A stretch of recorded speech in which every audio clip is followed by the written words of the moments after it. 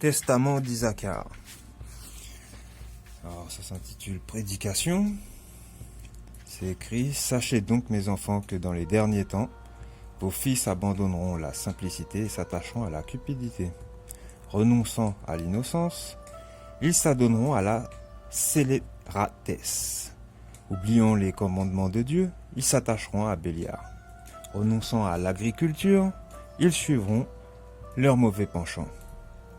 Ils seront dispersés parmi les nations et ils seront asservis à leurs ennemis. Répétez donc cela à vos enfants, afin que quand ils auront péché, ils se retournent au plus vite vers le Seigneur. Car il est miséricordieux, il les délivrera et les renverra dans leur pays.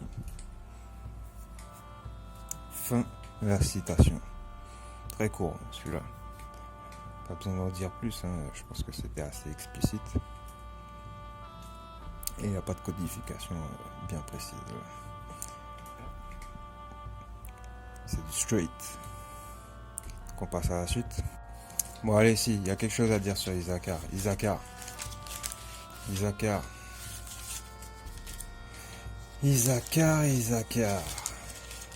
Quand on dit justement Isaacar, on parle de qui? Moi j'ai pointé les Éthiopiens.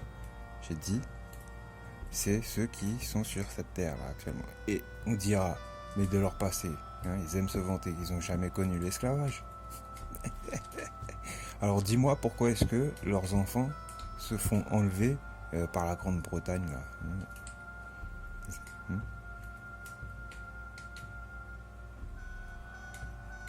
Ils en font quoi de leurs enfants? Ils en faisaient quoi? Pourquoi s'il y a cette vieille tradition là? C'est quoi la relation? Est-ce qu'elle va pas jusqu'à avec Rome? Ah, il y a des choses à dire sur l'histoire. Il y a des choses à dire du côté de l'Éthiopie. Ça mériterait tout un sujet. Mais je suis pas sûr que j'ai envie de le faire, quoi. C'est facilement retraçable par rapport à toutes les nombreuses collaborations qu'il y a eu dans le temps, que ce soit avec Rome ou avec certaines tribus venant des pays arabes. Ça, tu vois.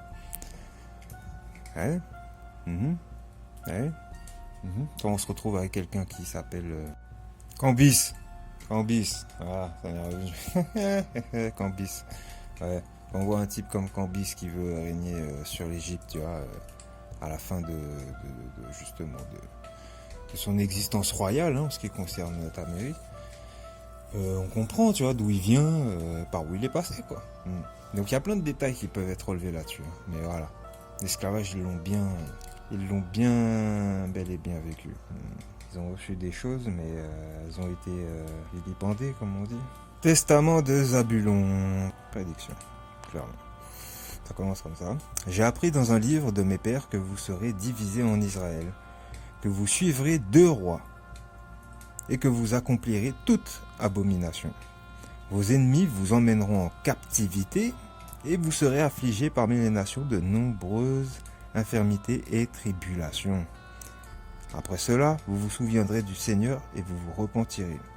Il vous fera miséricorde, car il est miséricordieux et compatissant. Il n'impute pas leur malice aux fils des hommes, car ils sont chers, et parce que leur esprit est l'égarement les égare dans toutes leurs actions.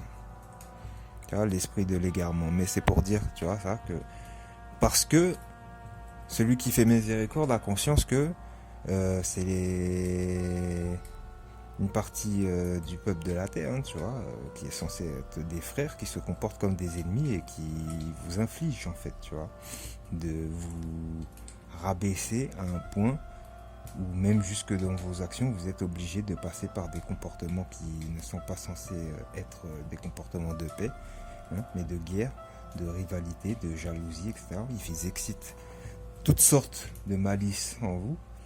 Ce qui est dit, tu vois, c'est l'esprit d'égarement les égare dans toutes leurs actions, tu vois, voilà. Et à cause de ça, tu vois, on a conscience, tu vois, celui qui est miséricordieux, il n'impute pas cela, tu vois, c'est en leur faisant prendre conscience de ces choses-là qu'il y parviendra. Donc après, on te dit, après cela se lèvera pour vous le Seigneur lui-même, lumière de justice, et la guérison et la compassion seront dans ses ailes ou sous ses ailes. C'est lui qui délivrera de Béliar toute la captivité des fils des hommes, et tout esprit d'égarement sera foulé aux pieds. Il convertira toutes les nations pour qu'elles le servent avec zèle, et vous verrez Dieu sous la forme d'un homme qu'aura choisi le Seigneur dans Jérusalem à cause de son nom. De nouveau, par la malice de vos actions, vous l'hériterez et vous serez rejetés par lui jusqu'au moment de la consommation. Voilà. C'est la chute. Parce que les choses ne peuvent pas, tu vois, tourner dans le sens de ce que espère l'esprit d'égarement. Il y a une fin à tout. Les choses s'accomplissent exactement comme elles doivent s'accomplir. Il n'y a pas de recherche de continuité en fait. Fin de la citation du testament de Zabulon sur prédication. Voilà. Donc, je vous donne pas dernière exhortation, ni épilogue, ni avant ça, quand il raconte sa vie. Allez le lire vous-même, allez les lire vous-même pour pouvoir vous imprégner des bons conseils qui sont donnés par rapport à leurs propres expériences. Ce sont des expériences d'apprentissage, tu vois, de leur propre péché pour chacun d'eux. Et bizarrement, si on doit les écouter, l'exemple qu'ils aiment citer pour pouvoir s'appuyer parmi leurs frères comme étant un bon exemple, c'est Joseph. C'est ce qui ressort le plus de leur bouche. Ils nous disent de prendre exemple sur Joseph. Intéressant. Il faudrait savoir, comprendre pourquoi. Faut lire un livre. Moi, je lis là juste tout ce qui concerne les prédications, qu'on comprenne en fait la foi hébraïque. Jusqu'où elle allait. Et ça permet aux gens d'approcher ce livre, qui sont les écrits de Qumran, qu'ils comprennent ce qui s'est passé avant que le Nouveau Testament apparaisse, et apparaisse comme il est aujourd'hui, quoi. C'est-à-dire modifié et ayant perdu une nature de guidance. C'est avec l'esprit qu'on pourra rectifier ces choses-là. Voilà, fin de citation du livre.